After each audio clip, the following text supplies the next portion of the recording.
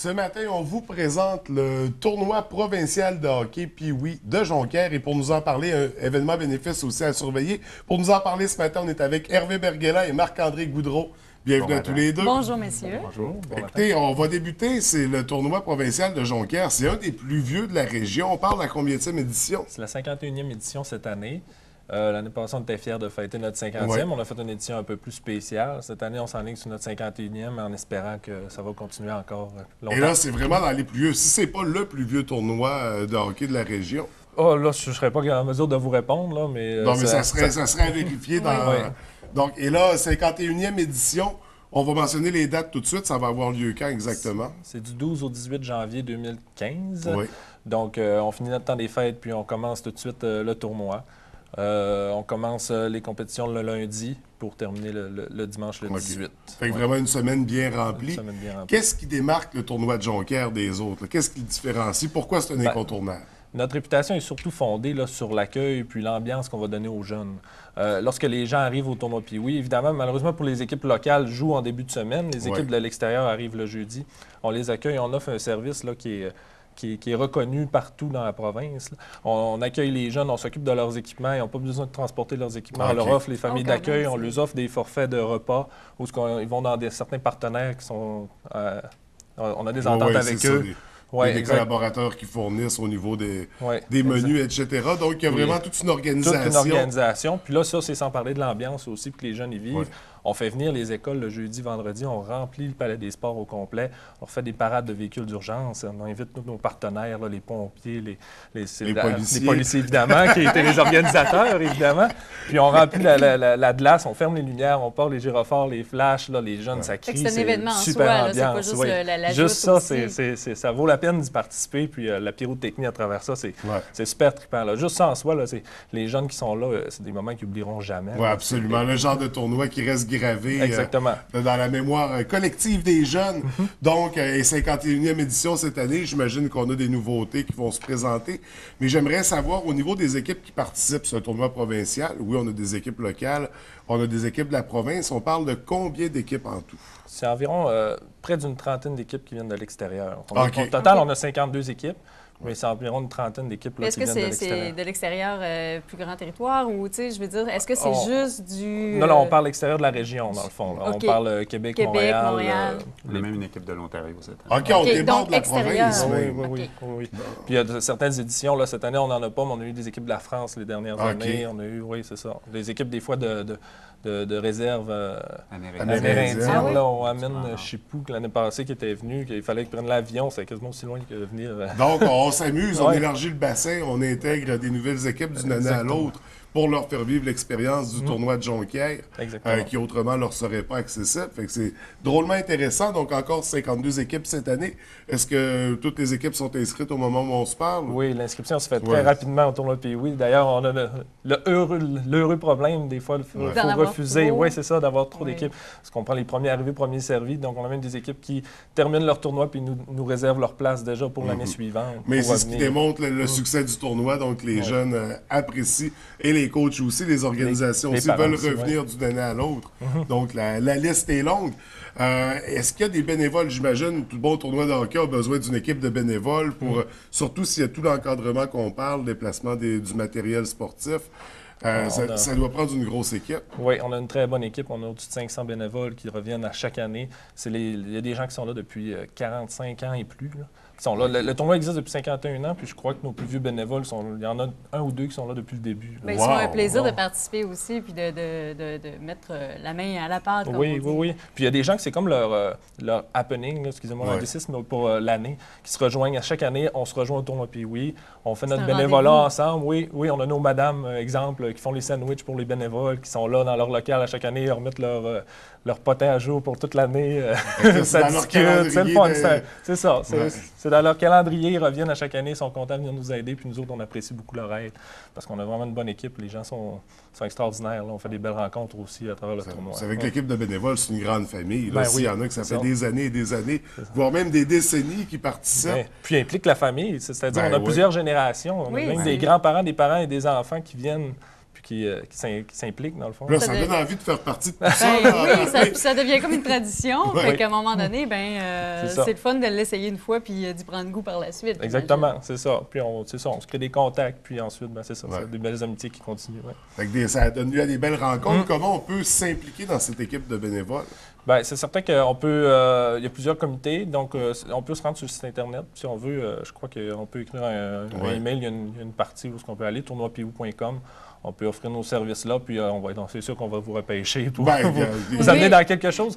Regardez, on a tellement c'est tellement vaste quand même. On peut aller dans la promotion. On a des jeunes qui font des mascottes. On a des gens qui servent plus les repas. L'autre, des logistiques qui veulent travailler plus de bras. Vous refusez pas l'aide au Non. Des conducteurs. On a tout le temps quelque chose à faire parce qu'on transporte aussi tout le monde. Oui, on avait oublié de le dire. Donc, on a même des chauffeurs. OK. Oui. C'est avec toute la famille peut être bénévole. Il va avoir un rôle pour tout le monde. C'est certain qu'on va trouver quelque chose. On est capable de combler. En plus des familles d'accueil. En plus des familles d'accueil, oui, évidemment. Oui, justement.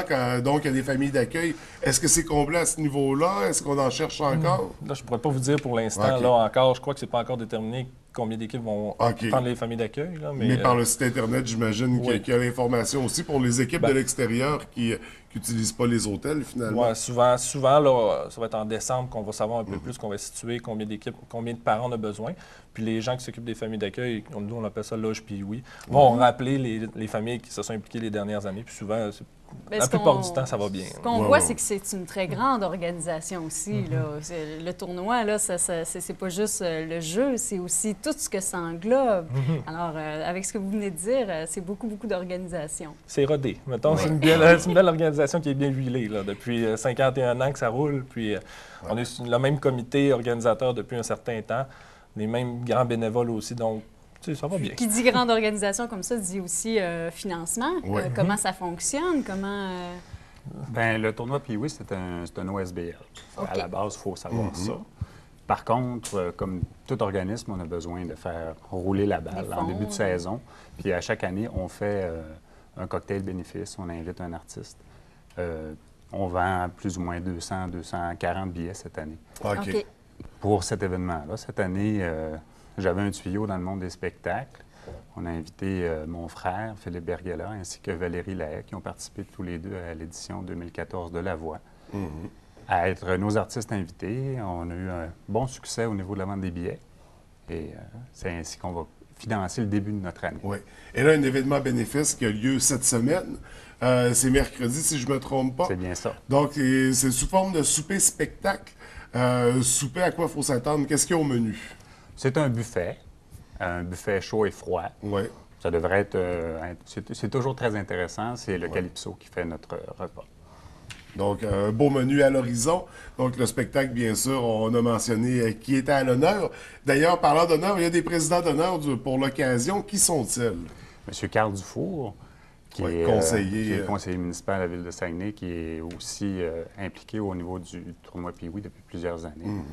Et M. Sylvain Saint-Pierre, qui est impliqué à titre de commanditaire au tournoi depuis plusieurs années, mais c'est sa première année en tant que président d'honneur du tournoi. OK. Donc, deux présidents d'honneur pour l'occasion. Président d'honneur du cocktail. OK, du cocktail, puis du volet spectacle, disons. Ça a lieu ce mercredi. Est-ce qu'il y a encore des billets en vente au moment où on se parle? On est pas mal au bout, là. Okay. On est rendu à peu près à 240 billets. C'est la capacité de notre salle, alors... OK.